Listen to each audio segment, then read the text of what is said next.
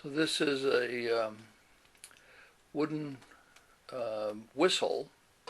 It has 4 chambers in it, 8 inches from here to here, and another 3 inches roughly for the mouthpiece, so to speak.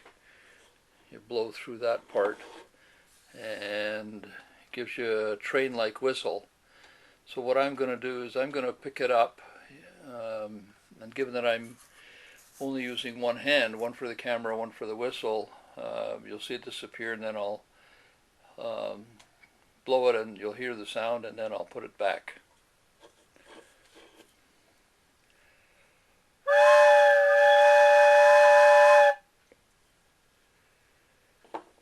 Hopefully you heard that.